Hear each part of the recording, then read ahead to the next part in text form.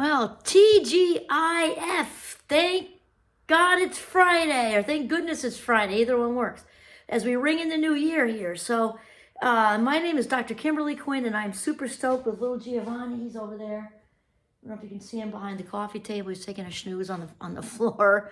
And what we want to talk about today is super important, of course, is 5 ways to ring in 2025 with tips on how to love yourself. Because you know what? It might sound like, oh, woo-woo and cheesy. Well, here's the thing. It isn't, because all the good stuff, anything you can talk about, all of life comes from a place of self-love first. We cannot give what we do not have, period. That's the fact, Jack, okay? And so we've got to talk about how to do that, because often when we've had harmful messages growing up, and I know you have shared my story, and there's stories all over this country and the world of people who have various, levels of that. Not levels, I don't mean like comparing, but, various on the continuum, from a little bit of bad messaging to, trauma, and then there's all middle. And so even if you had an awesome family, but maybe you didn't, at times didn't get the love you needed, or something just happened. Maybe you lost a parent early on, just they loved you to bits and pieces and they were just taken too soon. There's all kinds of reasons that we have sort of like a wrench thrown in our self-love wheel. So here's the thing. Adulting gets a bad rap. However, one of the best things about being a grown-up is that we now have choices. So we can choose to start our day over whenever we want to, and as many times as we want to. We can choose who our family is. We can choose to love ourselves regardless of the messages we got early on. And so that's what we're talking about here, because no matter what, at a certain point, no matter who did what to you, all very legit, it could have been horrible abuse. At a certain point, we got to own it. And I don't mean own it as the blame. We want to let go of blame, actually. Just know that that person does not get a pass for whatever they did. To own the part where it's my life now, and I'm not going to let that person take anything more away from me. And going to start to shift into this place of wrapping around yourself like a burrito of love, showing yourself compassion so that you can truly, let go, just let go of all of it and live your highest vibe, truest, best version of yourself, living your own truth. So here's some things. Number 1 is gratitude. And again, my doctorate's in cognitive psychology. I'm not talking about woo-woo stuff. We can see brain changes on an fMRI. That little F means functional, and then the magnetic resonance imagery, just like that coffin-shaped thing that we get into below our knee. This one's different. It chases around, where the most oxygen is used in the brain, and that's how we tell where the activity is. So we can see actual brain changes. So gratitude changes the brain, and therefore changes your life. Changes your life. So here's the thing. I actually have it right here. I used to keep it on my windowsill, but here is also good, because you want your gratitude journal. You want to get one. If you don't have one, it can be at the dollar store. This is like this high-end signature Oprah one my husband got me, but it doesn't matter if it's from the dollar store. And you want to write down 3 things you're grateful for every single day. And actually, when I first wake up in the morning before I even get out of bed, I just say it out loud. Thank you. It's not for anything. I don't even say any more words. Just thank you. And then I swing around, say thank you again when my feet touch the ground, because I'm so glad I can stand up. My spine works. Everything's great, and I can start my day. Then from there, I go straight to here. I am grateful for, I am grateful for, I am grateful for. Because here's the thing, in relation to self-love, just like with jewelry, the more it appreciates, the more valuable it is, right? Well, it's the same when we appreciate ourselves. And we're saying good things to ourselves. We're going to get to that in a moment. But as we appreciate ourselves, we become more aware of our own value, become stronger. Easier to see all the goodness in us, and easier to love ourselves. So gratitude is number 1. And remember, I said this in lots of videos before, the words I am grateful for are imperative, because the neurons in the brain, which just means nerve cells, need to know what to do, just like 2-year-olds. They're very much like 2-year-olds. Constant redirection. So if we just say my family, my partner, the snow outside, whatever, the neurons are like, what? We have to say, I am grateful for direction. This is the direction we're doing right now. I am grateful for my family, my partner, the snow. 3 things. So that whole thing, saying thank you, coming out here. I usually put my tea in the microwave first. Less than 2 minutes. And as Tony Robbins would say, actually, if you don't have 15 minutes in your day, you don't have a life. If you don't have 2 minutes in your day, you sure as heck don't have a life. So gratitude is first top of the list for loving ourselves. Secondly, I have nourishing your body in some way. So nourishing, and let's say nourishing and nurturing, because that also just implies food. And I mean getting out in nature. Even if you live in Manhattan, Central Park is there. Most major cities have parks. Even if it's not, I have like Narnia outside my door, and we love that. We love that about Vermont. But you can find nature, you know, in any major city if you just work at it. If that's super hard, bring nature to you. Get some plants, clear out some space, some nice white lights across the ceiling to make the, you know, all the plants and everything look a little more inviting, and you can get it that way. And also to nourish your body, because here's the thing, I'm about cognition, right? So each and every time we eat a piece of fruit during the day, we go outside for 15 minutes, any of these things that are practicing self-care, it sends a message to the brain that my behavior matters. My behavior matters, the mind-body connection. There's an intimate relationship between the mind and body. In fact, it's been said that if you want to know what's going on in the mind, ask the body.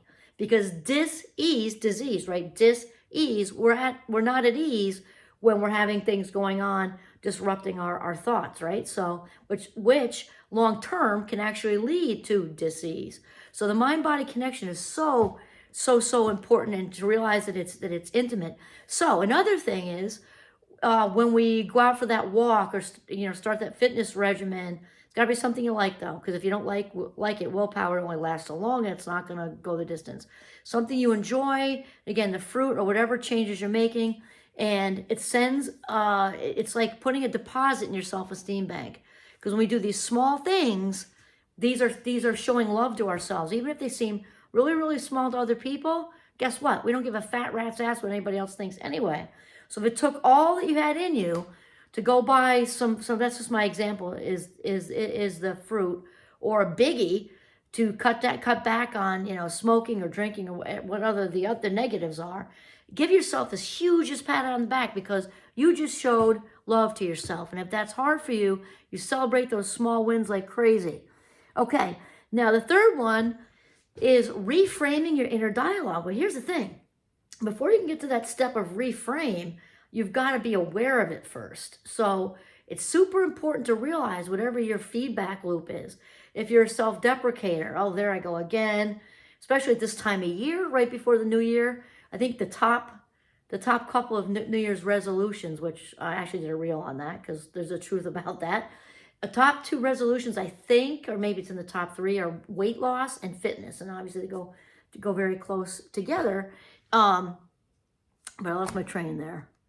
But to reframe your conversation about that, because if it is, oh, I know. Okay, if you are, let's say one of your self-deprecating feedback loops is about weight loss.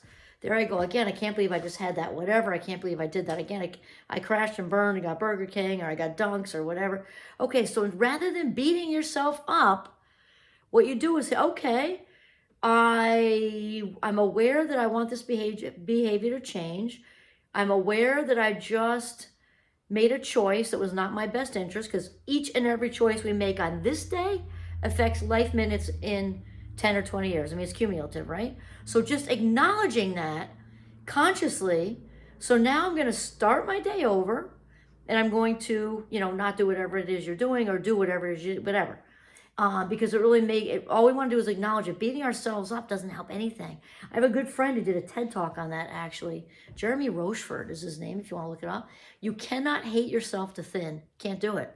You might have willpower. You might last 1 month or 3, something like that. If that's your shtick and you're just willpowering it, not going to last forever, because you're getting until that self-loathing feedback loop is derailed and reframed. You throw yourself some love, you're going to land right back weight-wise where you were, and whatever you did with fitness is going to come right back to the same flab level, because that's how it works. You cannot hate yourself to thin, and you cannot hate yourself to being physically fit, whatever you know that means for you. It only happens long-term, and it only, okay, I got to say this right. You will only have lasting change in general with weight, with fitness, with anything, when you're loving yourself there, which doesn't mean perfection, because that is a bar that's unreachable. That word I didn't even allow in our house when our children were small. I would say, how was your day? And they'd say, oh, wait, 99% excellent. So perfectionism is just self-abuse of the highest order. Ann Shave said that. So if we just want to get back, pull it back together, start the day over if you mess up and you had 3 cookies or whatever. Because here's the thing, when the brain is in that scarcity mindset, I'm just using diet and exercise for an example. There's all kinds of ways to have a scarcity mindset. Food scarce, meaning I can't have this, I shouldn't have that, I'm counting points, I can't believe I failed, all that's all scarcity talk. Same thing with fitness. I can't believe I slept through my alarm, I didn't get my run, now I have to go to work, I didn't do my weight thing, now it's been 3 days. All scarcity, scarcity, scarcity, and failure messages. So it's really important to reframe all that stuff, get back to it, give yourself a nice igniter, let go of what you didn't do or did do that you didn't want to do, or whatever, and move forward instead of, using that guilt stick and beating yourself up, because that's just not going to get you anywhere. Okay, and we also will attract more of what we're thinking about. So if we're really focused on what we can't have at this great party with all that good food, it's just going to make that whole cycle of weight loss even harder. Okay, that was just my example. Okay, so pay attention to what you're saying to yourself each day, and remind yourself, this is part of why I made myself some notes here. Remind yourself, this is where the reframe comes in, to step out of that negative place. Remind yourself of your strengths. Tell yourself, start with one thing, and hopefully you can go up to 3. One strength that you really, really like about yourself. Like, man, Kimmy, you are so funny. I just love how you manage stress with humor. It lightens up the room. I love how you love to have fun, how you love life. I love how you are really good at bringing out the good in people. I also love how you can start your day over at any moment. Okay, there's 3 things. There you go. You can, and then and say them to yourself. Even if you can just start with one, that's a huge start. And also your uniqueness. Wow, I love your uniqueness. I love the artist you are. I love to, even maybe if it's physical, I love how you do your hair. I love that you make your own clothes.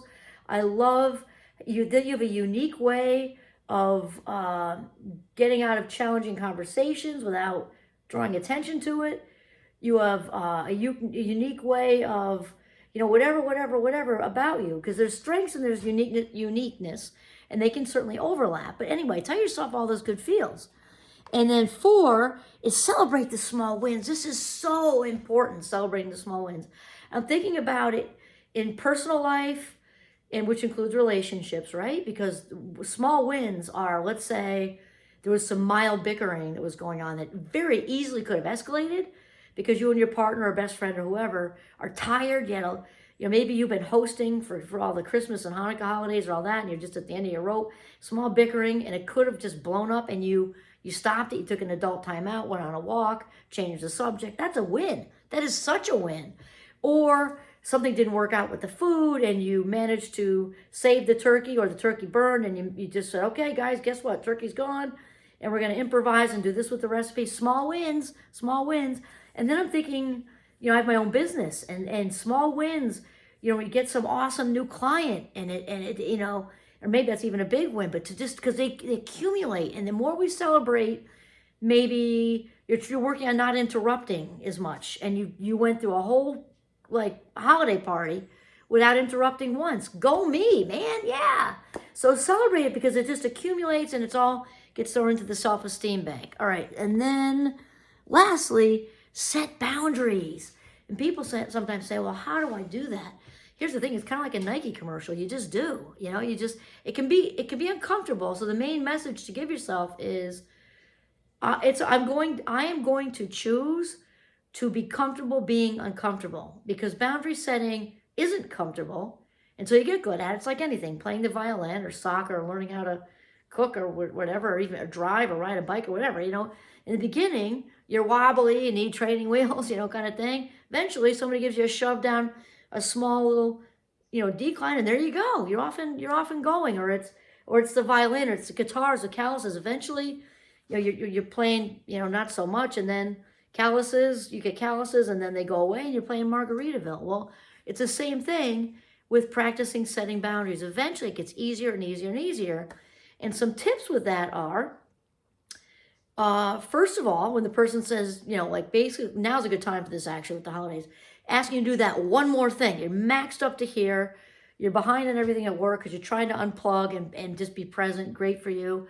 And somebody asks you that one more thing, and you're just like, you want to just say, well, a good way to get out, if you're caught off guard, a great thing to say is, let me check my calendar and get back to you, because it puts them off. So you can come up with something better to say. That's a great one. I use that a lot. Another one is just come right out with it.